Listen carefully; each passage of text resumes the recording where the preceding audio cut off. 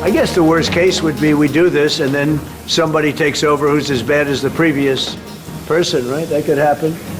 We don't want that to happen.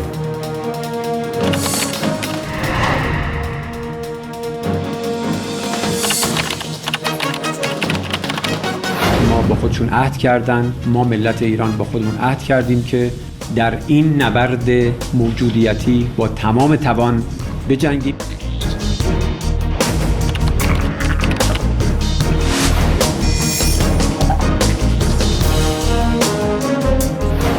시청자 여러분 안녕하십니까. 그래픽으로 만나는 경제 토크쇼 픽.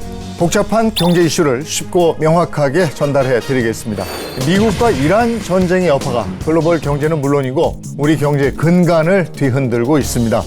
호르무즈 해협 봉쇄로 인한 국제 유가의 폭등은 기업의 생존, 서민들의 밥상 물가를 타격할 수 있기 때문인데요. 장기화 조짐을 보이고 있는 이란 사태는 현재 어떤 국면인지, 최악의 경우에 우리 경제는 무엇을 어떻게 준비해야 할지 관련한 궁금증들을 낱낱이 분석해 드리겠습니다. 경제 토크쇼 픽 시작합니다.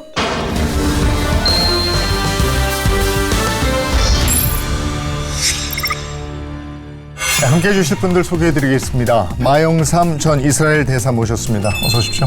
네, 반갑습니다. 네, 이관형 대외경제정책연구원 선임연구위원 모셨습니다. 어서 오십시오. 네, 안녕하세요.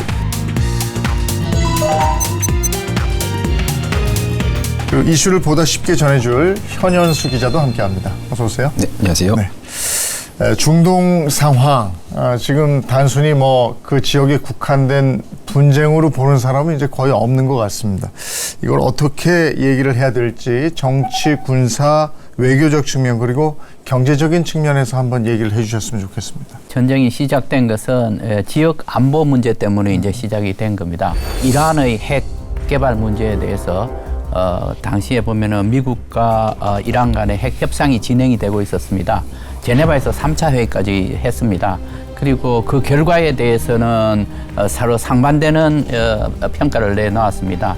그래서 이제 미국의 입장으로서는 더 이상 이게 협상으로 해결할 문제가 아니다라고 판단해서 이제 전쟁으로 갔는 거고요. 전쟁을 하다 보니까 가장 피해를 많이 받는 것이 바로 중국이 아닌가. 중국은 여태까지 그래도 이란으로부터 꽤 많은 양의 석유를 수입한 것으로 그렇게 알려지고 있습니다. 미국과 중국 간의 대결 상태에 또 영향을 주는 것이 아니냐. 또 한편으로 보니까 러시아 문제도 러시아는 여태까지 이란과 러시아 간의 관계가 상당히 좋았습니다. 우크라이나 전쟁을 하는데 그 이란의 미사일과 드론이 상당한 지원을 한 그런 이제 계기가 된 것이고요. 또 뿐만 아니라 이란으로서도 러시아로부터 제공받는 여러 가지 정보도 있지만은 사실상 군사 장비도 꽤 많습니다. 예를 들면 에어 디펜스 시스템, 방공 시스템은 상당히 많이 이제 러시아로부터 이제 의존을 하고 있는 것이죠. 그렇게 하다 보니까 러시아도 개입이 됐는데 또 러시아는 러시아대로 미국이 지금 현재 이 중동 전쟁에 이렇게 몰입을 하니 러시아하고 우크라이나 간 전쟁 등에는 상당한 또 여유가 생긴 겁니다. 시작은 이게 지역 분쟁으로 시작을 했는데 지나놓고 보니까 이게 글로벌하게 안보 이슈 그리고 경제 이슈하고 그냥 맞물려 가고 있는 그런 형국인 것 같습니다. 네. 적어도 이제 에너지 질서, 글로벌 에너지 질서 차원에서는 굉장히 많은 나라들이 곤란을 겪고 있는 상황이거든요. 가장 이제 유가가 올랐을 때가 배럴당 한 130달러 정도, 그렇게 2008년, 9년 또 그때쯤 그랬었는데 지금은 만약에 조금 더 호르무즈 해협 봉쇄가 길어진다고 한다면 배럴당 150달러 이상까지도 간다는 예측이 있습니다. 뭐 그렇게 된다면 과거에 있었던 그런 에너지 충격을 더 넘어서는 것이고요. 이것은 우리나라를 비롯해서 모든 나라들이 굉장히 좀 경제적으로 위험을 겪게 되는 그런 상황이라고 볼 수가 있겠습니다. 하메네이 사망 이후에 과연 차기 이란의 최고 지도자가 누가 될 것인가 했었는데 역시 차남 모스터바가 선출이 됐습니다. 이거 트럼프가 그렇게 반대했던 인물이잖아요. 그렇습니다. 지금 미국의 고민이 이제 더 깊어지고 있는 것 같습니다.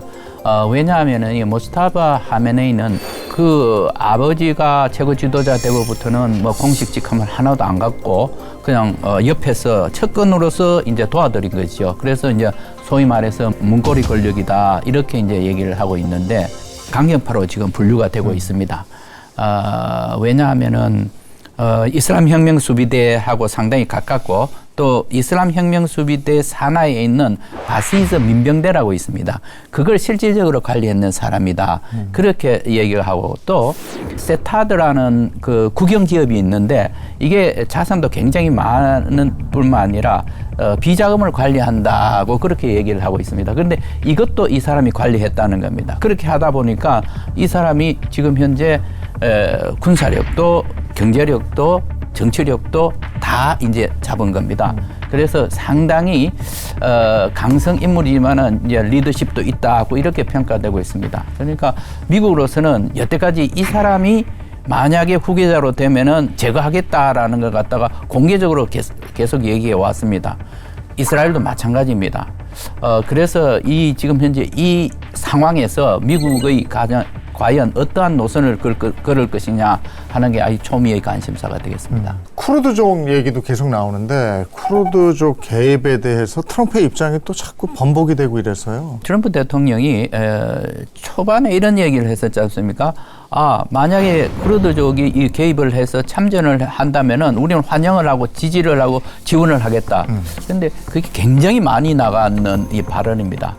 상당히 놀라웠는데 왜냐하면은 이 문제는 굉장히 민감한 이슈입니다. 지금 한 4천만 명의 쿠르드족이 그 투르키예로부터 시작해서 시리아, 그래서 이라크, 이란, 그리고 위에 있는 투르크메니스탄 이쪽 지역도 또 살고 있습니다. 그런데 이 사람들이 지금 분리 독립을 하려고 그렇게 노력을 합니다. 지금 수천 년 동안 지금 그런 노력을 지금 해왔습니다. 근데 아직까지 못했거든요. 그렇게 하니까 지금 이게 분쟁이 있을 때마다 외세가 개입을 해서 도움을 받습니다. 그 도움을 받을 때는 이 사람들이 기대는 이렇게 되면 우리가 자치로 갈 수 있다 아니면 독립으로 갈 수 있다 하는데 이 사람들이 주거하고 있는 나라 정부 중앙정부에서는 절대로 받아들일 수 없는 일입니다. 네. 그래서 트럼프 대통령이 그런 발언을 했을 때 놀라웠는데 아니나 다를까 금방 번복을 했지 않습니까?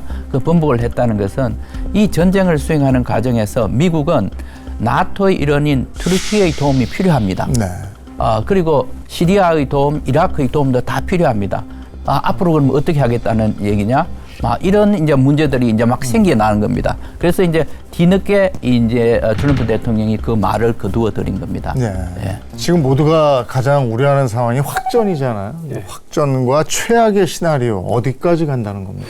혁명 수비대 입장에서도 앞으로 6개월 정도는 버틸 수 있다라고 이게 호언장담을 하고 있는 상황입니다. 그 반면에 뭐 미국 같은 경우 트럼프 대통령도 완전한 항복을 받을 때까지는 전쟁을 그만두지 않겠다라는 얘기를 하고 있어서 양국이 각각 강대강 기조로 계속 유지를 하고 있고요. 그러다 보니까 언제 타협이 되고 언제 협상이 될지 아직 모르는 상황입니다. 그래서 좀 더 이 기간 자체가 장기화 될 것으로 이제 예측이 되고 있고요. 가장 중요한 것은 호르무즈 해협 봉쇄가 언제까지 이어질 거냐라는 문제입니다. 지금 현재 한 1, 2주 됐는데 그 된 상태에서 유가가 한 $100까지 올라가지 않습니까? 네. 그것이 만약에 3주, 4주 뭐 더 나아가서는 2달까지 된다고 한다면 진짜 전 세계 경제는 어떻게 될지 모를 정도로 굉장히 혼란이 될 것 같습니다. 그래서 그것이 가장 중요한 그 계기가 되지 않을까 싶습니다. 경제의 가장 큰 리스크가 불확실성인데 특히나 지금 그 우리나라 변동성이 너무 커요. 이 부분 좀 알고 싶어요. 네, 지난 3일 코스피가 전거래일 대비 7.24% 내린 5,791.91의 장을 마감했습니다. 이날 일본 니케이 225와 중국 상하이 종합지수가 각각 3.06%와 1.43% 하락한 것과 비교하면 이 코스피 낙폭은 유독 컸는데요.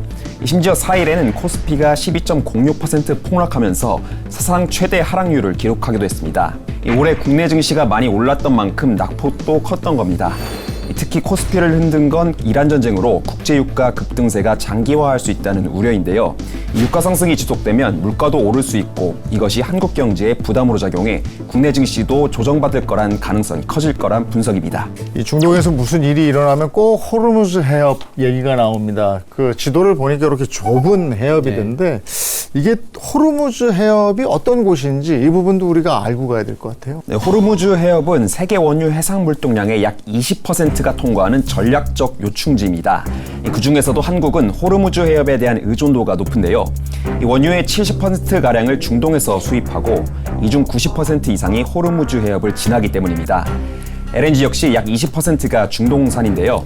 이 호르무즈 해협 통제가 에너지 수급 불안으로 이어질 가능성이 높은 겁니다. 호르무즈 해협을 거치지 않고 원유를 들여오면 어떨까요? 이 우회 루트를 활용할 경우 해상 운임이 기존 대비 최대 50%에서 80% 상승할 수 있고 육로 운송과 통관 절차로 운송 기간도 3에서 5일 늘어날 수 있습니다. 이란이 이렇게 직접적으로 봉쇄한 건 처음인 거죠. 지금 현재도 이제 봉쇄의 효과를 보고 있죠. 호르무즈 해협은 굉장히 좁습니다. 네. 거기 33km입니다. 그리고 수심이 굉장히 얕습니다. 그러니까 실제로 유조선이 굉장히 크지 않습니까? 유조선이 들어갈 수 있는 이 구간은 폭이 3km 정도밖에 안 됩니다. 요거만 장악하면 되는 겁니다. 네. 그러다 보니까 지금 현재 이렇게 아주 어려운데 대개 보면은 그 해운 회사들은 장기 계약에 따라서 이제 물량을 옮기고 있습니다. 그런데 거의 모든 가용 자원 선박을 다 이용을 합니다. 그런데 갑자기 이렇게 되니까 우회를 해야 된다. 아니면은 그쪽에서 머물러서 며칠간 기다려야 되는 겁니다. 그렇게 하다 보니까 선박이 더 필요하게 되는데 더 필요한 선박을 찾을 수가 없는 겁니다. 그러니까 지금 현재 계속 운임이 올라가고 50%, 80% 나중에 가면은 이게 훨씬 더 많이 올라갈 가능성도 있습니다. 근데 이 호르무즈 해협을 봉쇄하면 그 여타 국가들도 피해를 입지만 이란 자체에서도 피해가 큰 거 아닙니까? 그렇습니다. 지금 이란의 경우에도 자기들도 지금 현재 경제 제재를 받고 있지만은 암암리에 상당수의 물량을 지금 현재 석유 수출을 하고 있다고 합니다. 그럼 어디로 나와야 되느냐? 마찬가지로 호르무즈 해협을 통과해서 나와야 됩니다. 식량, 해외에서 수입하는 이 식량도 거기를 통해서 또 들어가야 되는 겁니다. 그러니까 자기들도 굉장히 어려운 상황입니다. 그런데 이란의 경우에 경제 제재를 수십 년 동안 받아왔습니다. 내성이 상당히 강하게 됐습니다. 그래서 우리는 당분간은 이 정도의 피해는 막 감수할 수 있다라고 이렇게 이제 생각을 하는 것이지요. 이란으로서는 우리도 피해가 있지만은 이것 우리보다는 세계 경제 전체가 다 지금 허덕이니까 이게 결국은 미국에 대한 압력이 아니겠는가. 이란도 지금 뭐 그렇게 오래 버틸 여력은 없을 거 아니에요. 그동안 뭐 경제 제재 계속 와 있었고 지금 군사 행동 저렇게 하고 있고 경제적으로 버틸 수 있을까 싶기도 하고 말이죠. 예, 우리가 두 가지 측면에서 경제적으로 버틸 수 있느냐, 또 한 가지는 군사적으로 버틸 수 있느냐, 두 가지를 이렇게 보면은 경제적인 분야에서도 막 그렇습니다. 지금 현재 국내 물가 그리고 환율 이게 상상할 수 없을 정도로 높아졌습니다. 그러니까 국가 경제가 거의 마비 상태에 지금 와 있는 겁니다. 이런 상황에서 과연 이제 버틸 수 있느냐? 자, 군사적인 볼 때 지금 전쟁 이제 열을 했지 않습니까? 그 사이에 지금 방공망이 80%가 분쇄가 됐고 그리고 미사일 발사대가 60%가 파괴가 됐습니다. 그러면 지금 현재 이란이 버틸 수 있는 무기는 뭐냐? 미사일과 드론밖에 없습니다. 그 이 미사일과 드론 이것도 사용하기가 그렇게 쉽지가 않습니다. 그 만약에 미사일을 쏘기 위해서 발사를 시키면은 지금 미국 공군과 그 이스라엘 공군에서 계속해서 주의 깊게 보는 것이 그 발사대의 위치입니다. 그러면은 그걸 핀포인트에서 그냥 공격을 합니다. 그러니까 지금 가지고 있는 미사일과 드론도 이게 소진하는 속도가 상당히 빨라지고 있는 겁니다. 그래서 제가 보기에는 경제적으로도 군사적으로도 이 버틸 힘이 그렇게 많이 남아있지 않는 것 같습니다. 근데 만약에 계속해서 버티면 지금 트럼프는 지상군을 투입하는 것도 고려하겠다. 하겠다. 뭐 이런 거잖아요. 근데 과연 진짜로 이 지상군까지 투입이 될까요? 저는 안 할 거라고 봅니다. 왜냐하면은 지금 트럼프 대통령으로서는 국내 정치적으로 상당히 어려운 상황에 있습니다. 지금 여러 가지 문제가 지금 국내적으로 나왔지 않습니까? 그러다 보니까 계속 지지율이 낮아지고 있는 겁니다. 그러면은 이걸 이번에 이 전쟁이 이 11월 중간 선거에서 승리하기 위해서는 이 전쟁이 플러스 요인이 되거나 또는 최소한 그 영향이 없어야 되는데 지금 현재 마이너스 영향이 지금 계속 나오고 있는 겁니다. 그러니까 트럼프 대통령으로서도 어떻게 해서든지 빨리 출구 전략을 마련해야 된다 이런 생각을 갖고 있을 것 같습니다. 지금 호르무즈 해협이 봉쇄가 되면서 이 원유 수급이 굉장히 지금 어려워지는 상황에서 우리나라 휘발유 값도 막 오르고 있어요. 경유도 뭐 마찬가지로 막 오르고 있고 이런 상황에서 이게 어디까지 치솟아 올라가겠습니까? 최근 현대경제연구원에서 미 이란 전쟁이 한국 경제에 미치는 영향에 대한 보고서를 발표했는데요. 이 해당 보고서에서 예상 시나리오를 유가 수준에 따라 4단계로 나눴습니다. 기준 시나리오는 양측의 간헐적 공습이 이어진 후 협상이 재개되고 호르무즈 해협 봉쇄는 1개월 이내에 그치는 경우인데요. 이 두바이유 기준 국제유가가 배럴당 $80 내외를 유지할 것으로 전망했습니다. 이 긍정적 시나리오는 전쟁이 단기 종결되는 경우인데 국제유가가 배럴당 $70 미만을 유지할 것으로 봤습니다. 하지만 공습이 장기화되고 수개월간 호르무즈 해협이 봉쇄되는 비관적 시나리오에서는 유가가 배럴당 $100 안팎까지 오를 것으로 관측했고요. 또 미국 또는 연합군이 지상군을 투입하거나 호르무즈 해협 봉쇄가 장기화되는 오일 쇼크 시나리오 하에서는 유가가 배럴당 $150 이상으로 치솟는 것으로 분석했습니다. 호르무즈 해협 이외에도 하여간 그 할 수 있는 거는 있는 거죠. 우회로가 있긴 있는 거예요. 네, 그런데 그 우리가 호르무즈 해협을 보면은 보통 우리가 해협에 통과해서 쌍방향으로 해서 다른 쪽으로 갈 수가 있어야 됩니다. 그런데 이것은 이 호르무즈 해협을 통과해서 들어가면은 그 다음에는 막혀 있습니다. 웬만한 나라들은 사이즈가 작기 때문에 우회로를 찾기가 어렵습니다. 비로소 그 큰 나라 사우디아라비아는 이 지금 호르무즈 해협하고 그리고 홍해하고 그 전체를 아우르는 땅을 가지고 있습니다. 그러니까 여기서 호르무즈 해협 있는 이 동쪽에서 서쪽으로 이 우회로를 가지고 있습니다. 근데 그 수송량이 상당히 적습니다.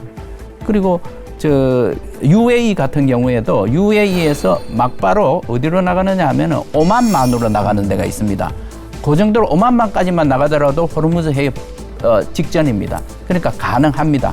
역시 이 수송량이 적습니다. 그러니까 어쩔 수 없이 지금 현재 그것을 사용한다 할지라도 부족한 분량이고. 그러면 거의 뭐 다 막혀 있다고 봐야 되겠네요. 그렇죠. 그래서 이번에 쿠웨이트 같은 경우에는 지금 불가항력을 선언하지 않았습니까? 지금 계속 그 석유를 뽑아낸 다음에 저장할 수 있는 것이 다 찼기 때문에 더 이상 생산할 수가 없는 상황이고요.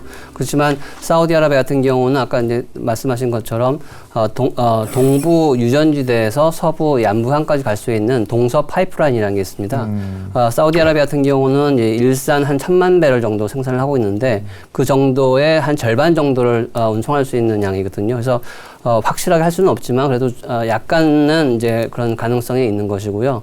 그다음에 UAE 같은 경우에는 한 150만 배럴 정도를 이제 후자이르항을 통해서 이제 오만만으로 뺄 수 있는 이제 여유가 있는데 그것마저도 확실하게 우리가 사용할 수 있을지는 좀 더 봐야 될 것 같습니다. 그러니까 해운 리스크가 커지면 이제 그 물류 비용이 증가하니까 네. 2차적으로 다 뛰게 될 텐데 네.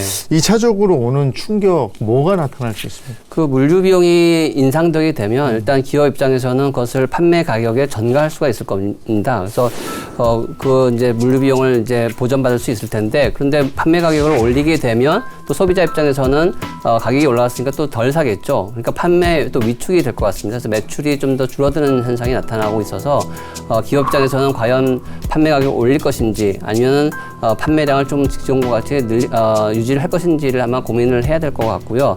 만약에 판매가 위축이 된다고 하면은 전 세계적으로 어떤 교역이 둔화된다든지 또는 물가가 계속 더 오른다든지 뭐 그런 것들이 있기 때문에 전 세계의 어떤 제조업이라든지 생산 활동에도 약간 영향을 미칠 수밖에 없게 되는 거죠. 이 호르무즈 해협을 통과하는 원유의 80%가 아시아로 향한다 이런 얘기를 들었습니다. 삼성전자, SK 하이닉스 같은 반도체 또 AI 업체들 이런 영향은 어떻게 보십니까? 그 반도체에 필요한 헬륨 가스라는 게 있습니다. 그 헬륨 가스의 많은 부분이 이제 중동에서 수입을 하고 있거든요. 그래서 중동에서 만약에 호르무즈 해협 봉쇄가 계속되고 계속 혼란스럽게 되면은 반도체 생산에 있어서도 좀 문제가 있을 것 같고요. 또 이스라엘에서도 반도체 관련해서 검사 장비를 또 생산하고 있는 것을 우리가 이제 수입을 하고 있는데 그 부분에 대해서도 과연 이제 반도체 관련 공급망이 제대로 유지될 수 있느냐, 그것이 굉장히 큰 문제가 될 것 같습니다. 이 석유화학 쪽은 중동발 리스크가 지금 현실화되고 있는데 중동발 나프타 수입이 지연이 되면서 이 여천 NCC가 국내에서 처음으로 공급 불가 항력을 선언했습니다. 우리나라 석유화학 산업이 구조적으로 중동 의존도가 높을 수밖에 없어서 이렇게 되는 거죠. 네, 나프타는 석유화학 제품의 핵심 원료로 에틸렌, 프로필렌 등 기초 유분을 생산하는 나프타 분해 설비 NCC의 주 원료인데요. 이 국내에 공급되는 나프타 중 수입 물량이 40에서 50%인데 이 중 절반 이상이 중동산입니다. 국내 생산분도 수입 원유를 정제해 만드는 구조다 보니 중동 의존도가 높을 수밖에 없습니다. 우리나라 석유화학 산업의 규모가 충분히 커져서 생긴 일인데요. 과거에 이제 초기에는 국내에서 생산되는 나프타만으로도 충분했지요. 그런데 그동안 계속 투자를 해서 물량이 늘어나면서 이제 그 중국산을 쓰기 시작했고, 최근에 중동이 사우디아라비아, 그 쿠웨이트 뭐 이런 나라들이 원유만 팔던 나라였죠. 그런데 지난 한 20여 년 사이에 그 투자를 해서 정유사를 운영을 하고 있습니다. 그러니까 우리나라 입장에서는 값싼 그 재료를 구할 수 있기 때문에 중동 의존도가 커졌던 거지요. 굉장히 심각하죠. 그동안 우리 석화 산업이 중국 중동발 그 공급 과잉으로 굉장히 심한 어려움을 겪고 있었고, 최근에 이제 자율적 구조조정에 그 첫 발을 내딛기 시작하는 시점에 이런 문제가 터져서 상황이 더 어렵게 꼬여가고 있습니다. 그나마 지금 견디고 있는 거는 현재 석유사업법에 따라서 정유사와 석유 제품을 사용하는 기업들은 한 40일 정도에 해당하는 물량을 비축을 하도록 되어 있습니다. 그리고 지금 그 중동에서 문제가 발생하기 직전에 이제 그 중동을 출발해서 우리나라로 오는 그 유조선에 실려 있는 물량이 있죠. 그리고 최근에 이제 그 UAE에서 정부가 그 600만 배럴은 많은 양은 아닙니다. 우리나라 그 평상시의 수요의 한 이틀분 정도인데요. 적은 양이기는 하지만은 그나마 다행입니다. 이런 물량을 확보해서 앞으로 길어야 한 달 내지 2달 이내에 이 사태가 해결되지 않으면은 석유화학 산업은 물론이고 일반 국민의 그 일상 생활에도 심각한 충격이 발생할 걸로 보입니다. 산업 전반의 위기는 이미 이제 시작이 된 건데 이러한 사태로 인해서 성장률 조정 이건 불가피한 겁니다. 경제 성장 둔화는 어느 정도 불가피한 측면이 있을 것 같고요. 그래서 올해 초에 KDI나 IMF 같은 경우에는 올해 연간 성장률을 한 1.9%로 잡았었고요. 그다음에 한국은행 같은 경우는 2%로 잡았습니다. 작년 같은 경우가 한 1% 정도로 한 것에 비해서는 굉장히 많은 성장을 할 것이라고 봤는데, 지금 뜻하지 않게 이런 전쟁 상황과 국제 유가가 인상되는 상황이 오게 되면 이 성장률을 유지하기에는 굉장히 좀 어려운 측면이 있다고 볼 수가 있겠습니다. 여기서 환율 점검을 안 해볼 수가 없는데 환율은 어떻게 되겠습니까? 환율은 지금 뭐 1,500원대까지 가까이 간 걸로 지금 나타나고 있는데, 우리나라 환율 같은 경우에는 이제 유가가 올라가게 되면 우리가 이제 유가를 사기 위해서 필요한 달러화가 많이 필요하니까 원화를 매도하고 달러를 살 수밖에 없는 상황이고요.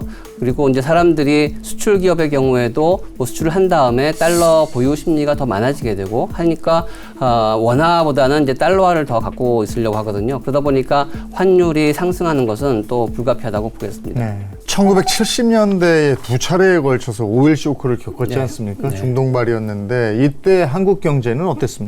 그 1차 오일 쇼크가 73년도, 74년도에 있었는데, 그때가 이스라엘과 아랍 간의 이제 전쟁 때문에 생겼는데요. 이때 유가가 3달러였는데 4배, 12달러까지 올라갔었습니다. 그리고 2차 오일 쇼크는 이제 이란 이슬람 혁명 때문에 생겼는데, 그때도 한 13달러에서 30달러 이상으로, 그러니까 거의 한 3배 정도가 올랐거든요. 그러니까 우리나라 입장에서는 에너지를 많이 쓰는 산업 구조화에서 굉장히 힘들었었죠. 그래서 1980년 정도에 마이너스 성장을 기록을 했고요. 그다음에 인플레이션이 거의 28.7%, 그래서 굉장히 높은 수준의 인플레이를 기록을 했고, 그런 면에서 유가가 우리나라에 미치는 영향이 굉장히 크다고 할 수가 있겠죠. 그 당시에는 그야말로 쇼크였습니다. 5일 네, 네. 쇼크였어요. 타격이 컸는데 지금 어떻습니까? 지금 한국 경제 구조나 대응 여력 이게 어느 정도 됩니까? 그러니까 지금은 70년대보다는 훨씬 더 좋은 상황이라 볼 수가 있겠죠. 일단 산업 구조가 고도화됐기 때문에 단순히 아주 에너지가 너무 많이 필요한 이제 그런 이제 제조업,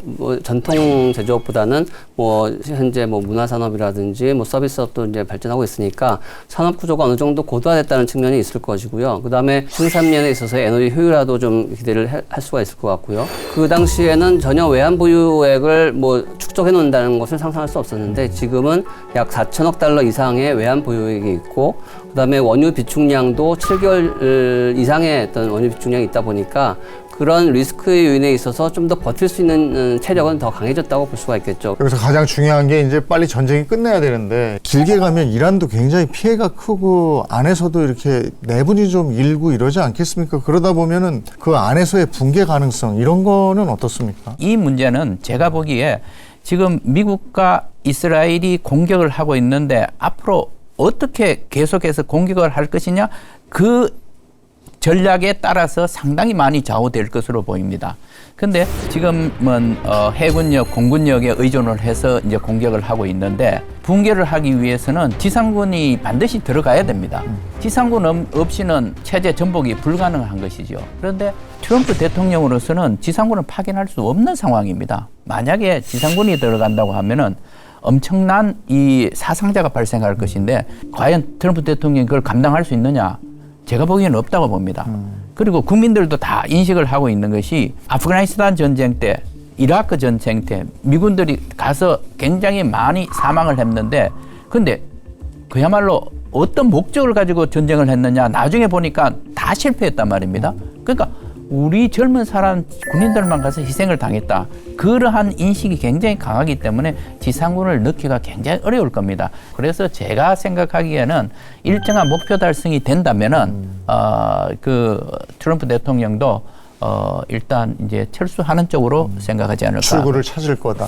네. 페제스키안 대통령이 이제 중동 국가들에 대한 공격에 대해서 사과를 하면서 이제 더 이상 하지 않겠다고 얘기했지만, 혁명 수비대 입장에서는 그것에 대한 말을 듣지 않고 계속 공격을 하고 있거든요. 그러니까 그것이 어떻게 보면 개혁파 세력과 강경파 세력 간의 이제 갈등이라고 생각이 되는데, 그것이 좀 더 커지게 되면 오히려 좀 더 기존 세력과 다른 정치 세력이 나타날 수가 있어서, 그런 것이 좀 심화되게 되면 이제 정권 붕괴로 나타날 수도 있을 것 같고요. 민심 자체도 지금은 어느 정도 전쟁 상황이기 때문에 좀 낮은 상태이지만, 지역적으로 아제리 지역이라든지 또는 쿠르드 사람들이 많이 사는 지역이라든지 발루치 사람들이 많이 사는 지역에 대해서 지역 붕괴가 일어나게 되면 정권 내부에서 이제 붕괴가 되는 상황이 나타날 수도 있는 것이죠. 네. 어떤 상황이 되면 안심을 해도 되겠습니까? 양쪽에서 이제 협상에 돌입할 것이다라는 보도가 나오기 시작한다면은 저는 그게 하나의 기준점이 되지 않을까 생각을 하고,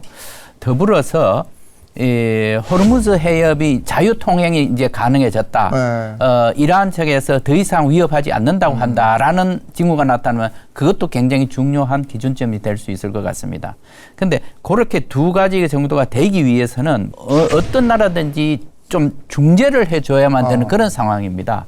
왜냐하면은 이란은 프라이드가 굉장히 강한 민족입니다. 이란이 그 페르시아 제국, 한때는 세계를 제패했던 거기죠. 맞습니다. 네. 그래서 이란 사람들이 마음속에는 페르시아 제국의 영광을 다시 한번 실현해야 되겠다는 이런 야망이 어마어마하게 쌓여 있습니다. 그렇기 때문에 지금 현재 만약에 핵무기를 갖는다면 저거는 굉장히 위험하다라고 생각하는 것이 바로 주변의 국가들의 그런 생각입니다. 트럼프가 그 자존심까지는 계산을 못했던 것 같아요. 약간 좀 낮게 평가한 측면이 있는 거죠. 그러니까 베네수엘라 경험에 너무 도취돼가지고 이란도 그런 식의 해법이 통할 거라고 생각이 됐는데, 이란은 이제 베네수엘라와 달리 좀 더 무력을 더 활용할 수가 있고, 또 국민들 사이에 어떤 단합이라든지 어떤 제도적인 뒷받침 같은 것도 있기 때문에 베네수엘라하고는 다른 양상을 보이고 있거든요. 그래서 만약에 이제 미국 스스로가 앞으로 있는 이제 중간 선거에 대비를 한다든지 또는 더 이상의 국제 여론이 악화되는 것을 막기 위해서 어느 정도의 자기의 승리를 선언하고 나서 이제 엑시트하는 그런 경우가 가장 어떻게 보면은 좀 현실성이 있는 상태라고 생각이 되고요. 이스라엘이 그것에 따라서 할 수 있을까가 가장 큰 문제일 것 같습니다. 이스라엘 입장에서는 좀 더 이란을 더 초토화시키고 더 이제 마비시키기 위해서 더 많은 공격을 하려고 할 텐데 과연 미국이 그것을 잘 제어를 할 수 있을까? 그러니까 이스라엘이라고 말하기보다는 네타냐후 총리는 이 전쟁을 좀 더 길게 끌고 갔으면 하는 이런 생각을 가지고 있을 겁니다. 왜냐하면 이 국내 정치적으로 굉장히 어렵습니다. 당장에 지금 재판에 나가야 되는 그런 상황입니다. 그 트럼프 대통령이 기자들이 그렇게 질문을 했어요. 종전을 하기 위해서 당신 혼자 결정하는 것이냐 이랬더니 네타냐후 총리와 같이 협의를 하겠다 이렇게 이제 얘기를 했습니다. 그러면서 그게 한 얘기가 뭐냐면 같이 협의를 하는데 결정하는 건 나다 이렇게 말을 했거든요. 제가 생각하기에는 이번만큼은 트럼프 대통령의 사정이 너무나 지금 어렵기 때문에 트럼프 대통령의 의지대로 갈 가능성이 저는 높다고 봅니다. 네. 근데 지금 양쪽의 입장에서 보면 아까 말씀하셨듯이 누군가 좀 말려줬으면 좋겠는데 그 중재 역할을 해낼 수 있는 나라가 마땅치가 않은 모양이에요. 여태까지 핵 협상에서는 오만이 그걸 했습니다. 오만은 중동에 있는 아랍 국가들 중에서도 굉장히 그 점잖고 아주 공정합니다. 중재가 필요하다고 하면 저는 오만이 이렇게 다시 나올 가능성이 있고 또 하나라고 하면은 지금 중국에서 의지를 보이고 있습니다. 중동 문제에 대한 특사를 지금 지역에 파견을 하겠다라는 이런 보도가 나오고 있는데 국제적인 이 지위를 높일 수 있는 좋은 계기라고 생각을 할 겁니다. 그리고 또 한 나라로 친다면은 러시아. 예, 푸틴 하고 저기 트럼프 대통령하고 상당히 관계가 좋습니다. 이란하고는 관계가 아주 협력이 잘 되어 있고 이스라엘의 안보가 매우 중요하다고 생각을 했고 그래서 관계를 굉장히 잘 유지해 왔습니다. 과연 이제 이런 나라들이 그야말로 공정한 이 중재자로서의 역할을 할 수만 있다면은 참으로 다행이라고 생각을 합니다. 우리 교민들은 걱정 없습니까? 2만 1,000명 정도가 그 지역에 나가 있었는데 지금 이제 계속 이제 귀국을 하고 있죠. 거기에 살고 있는 우리 교민들은 우리 공간하고 비상연락망으로서 매일 하루에 2번 내지 3차례 이렇게 안전을 확인을 하고 있습니다. 그 사람들은 그나마 저희가 보기에는 괜찮은데 여행객들이 지금 현재 발이 묶여 있는 사람이 많고 발이 주로 어디에 묶여 있느냐 하면은 트래픽 허브 지역에 가 있습니다. 그러니까 두바이라든가 아부다비나 도하에 많이 있는데 그게 지금 계속 공격받고 있지 않습니까? 이분들은 우리 공간하고 빨리 연락을 하든지 아니면은 우리가 24시간 영사 콜센터라는 게 있습니다. 거기에 빨리 전화를 하면은 가까이에 있는 우리 대사관이나 영사관하고 접촉할 수 있는 그 루트를 만들어 줍니다. 그래서 저는 그분들은 우리 영사 콜센터 여기를 빨리 많이 이용을 하시기를 바랍니다. 네, 알겠습니다. 승자가 누가 될지 언제 끝날지 모르는 전쟁. 여기서 제발 이 전쟁이 빨리 끝나기를 바라봅니다. 자, 오늘 경제 토크쇼 픽 여기까지 하겠습니다. 고맙습니다.